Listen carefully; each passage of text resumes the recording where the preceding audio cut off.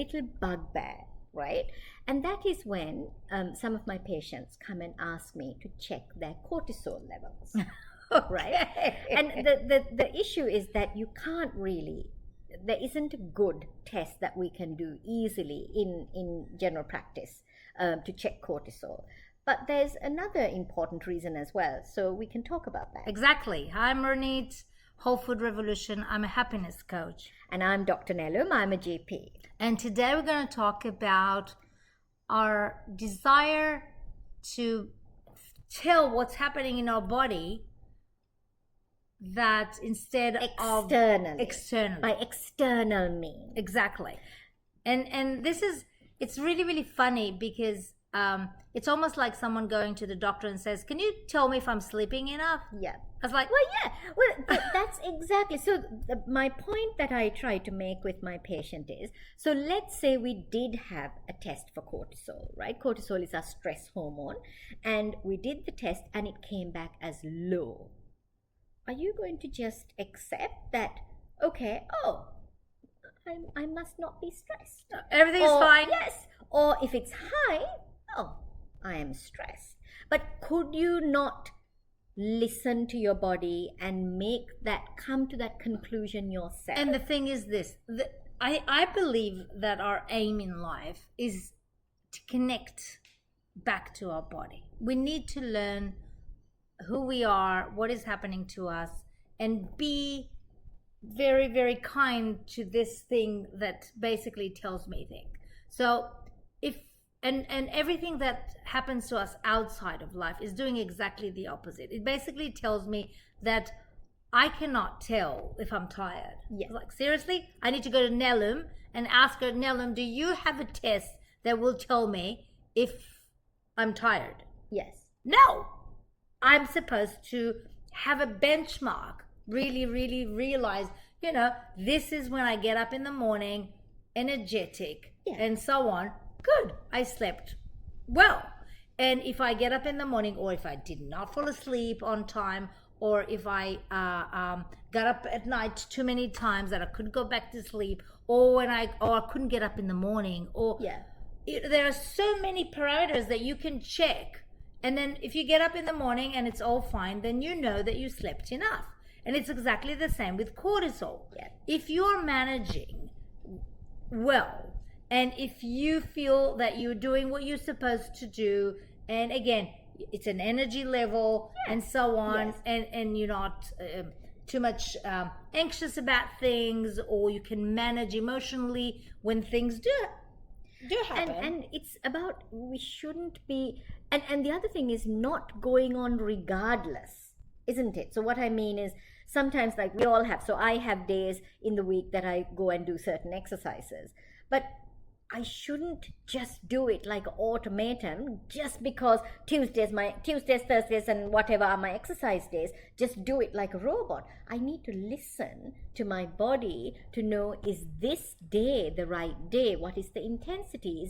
Am I feeling well enough to do what I've set myself out to do? And I think many people consider what is happening to them based on, only eating or sleeping time and so on, or if something big happened. But the truth is that emotional things that happened to us yesterday or last night will influence what is happening. And I know this because when people that are going through this healthy lifestyle, they sometimes think that whatever happened today is because of what I ate yesterday, and it's not true. I mean, it may be. It could be, but not necessary. Yes. And a lot of people don't think about that emotional side of things. Exactly, that contributes. Yeah, because I did say that many times, that I'm a faster, which means I like fasting, and I could tell you that I had periods where I fasted and I gained weight, which is like, no, that's not math. It's impossible, but it is possible. Because I basically, not that I didn't lose weight, I gained weight after about 2 days or 3 days of fasting. And when you think about it, it's like it's impossible if you do believe in the calories in, calories exactly out. Yes, exactly. But the thing is this: no, when I was stressed, it was like basically my body got into a reserve mode. Yes, I was like not using anything and generating more of the glucose and things like that as from well. the inside. Yes, because like, that's what happens. Yes. Exactly. And so the things that we're feeling, the things that we are reacting to emotionally will affect all the other things that we don't need to go to a doctor's to tell us that something is wrong. We need to create a benchmark of when do I feel vital? Yes. When I feel energetic, when I feel that I am focused, grounded. So everyone needs to find that place because we're not the same people, you know. I mean, I always say depends on your experiences exactly. and what you've. Yeah, exactly. But counting on a number, I think I gave this example many times that when I was much younger, my hemoglobin level was very low. Okay. And the doctor basically, every time I came for a test, she said to me, "It's impossible. Someone with that low cannot stand." Oh, okay. Like it's so low. You shouldn't be able to get up in the morning. Yeah. And I was like, nope, it means nothing. But and then every time they gave me iron tablets and I took them, which by the way I had a lot of problem with constipation. Yes. Oh my God, that yes. started a whole new thing. And then the second I stopped it, it would go down. Right. Okay. Now did I feel anything while it was higher? No. I felt constipation, but no, I didn't feel more energetic or anything. I was very energetic. And so sometimes it's just a number. Yes, and it's not. I mean, listen.